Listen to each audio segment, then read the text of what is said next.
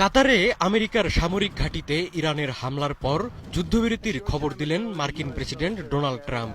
ট্রাম্পের দাবি, দখলদার ইসরায়েল ও ইরান পুরোপুরি যুদ্ধবিরতিতে রাজি হয়েছে। ট্রাম্পের এই ঘোষণাকে আঞ্চলিক উত্তেজনার মধ্যে এক গুরুত্বপূর্ণ অগ্রগতি হিসেবে দেখা হচ্ছে।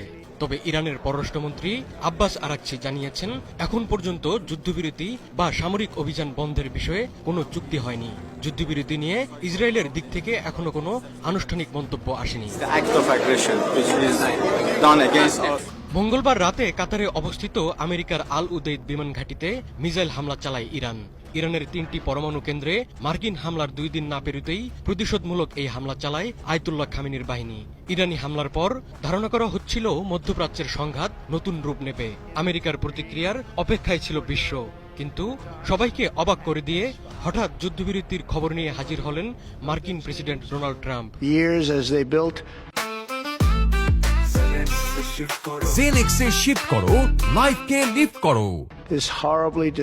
বাংলাদেশ সময়ে মঙ্গলবার রাত 4টার দিকে নিজের সামাজিক মাধ্যম ট্রুথ সোশ্যালে ট্রাম্প জানান, ইসরায়েল ও ইরান পুরোপুরি ও সর্বাত্মক যুদ্ধবিরতিতে সম্মত হয়েছে। আগামী 6 ঘন্টার মধ্যে ইরান ও ইসরায়েলের মধ্যে পূর্ণ যুদ্ধবিরতি হবে। এরপর 12 ঘন্টা পর যুদ্ধ শেষ হিসেবে বিবেচিত হবে। সবাইকে অভিনন্দন জানিয়ে ট্রাম্প বলেন, এই যুদ্ধবিরতি এক পর্যায়ে চলমান সংঘাতের অবসানের পথে নিয়ে যাবে। সংবাদ সংস্থা রয়টার্সের এক প্রতিবেদনে দাবি করা হয়েছে, ট্রাম্পের অনুরোধে ইরানকে যুদ্ধবিরতিতে রাজি করিয়েছে কাতার। ওই প্রতিবেদনে বলা হয়, কাতারের প্রধানমন্ত্রী শেখ মোহাম্মদ বিন আব্দুর রহমান আল থানির সঙ্গে ইরানের কর্মকর্তাদের ফোনালাপের মাধ্যমেই তেহরানের সম্মতি আদায় হয়েছে। এর আগে মার্কিন প্রেসিডেন্ট ডোনাল্ড ট্রাম্প কাতারের আমিরকে জানান, ইসরায়েল যুদ্ধবিরতিতে রাজি হয়েছে এবং তেহরানকে রাজি করাতে দোহার সহায়তা চান।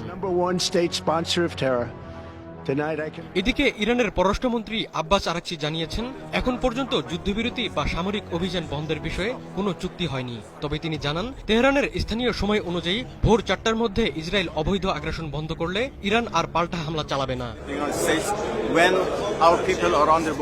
যুদ্ধবিরতি নিয়ে ইসরায়েলের দিক থেকে এখনো কোনো আনুষ্ঠানিক মন্তব্য আসেনি। হোয়াইট হাউসের বরাত দিয়ে মার্কিন সংবাদ মাধ্যম CNN জানিয়েছে, ইরানের হামলা বন্ধের শর্তে যুদ্ধবিরতিতে রাজি হয়েছে ইসরায়েল।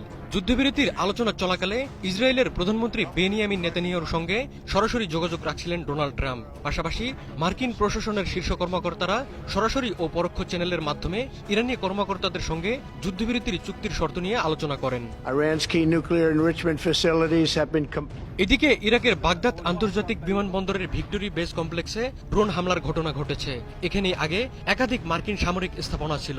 ইরানের সংবাদ সংস্থা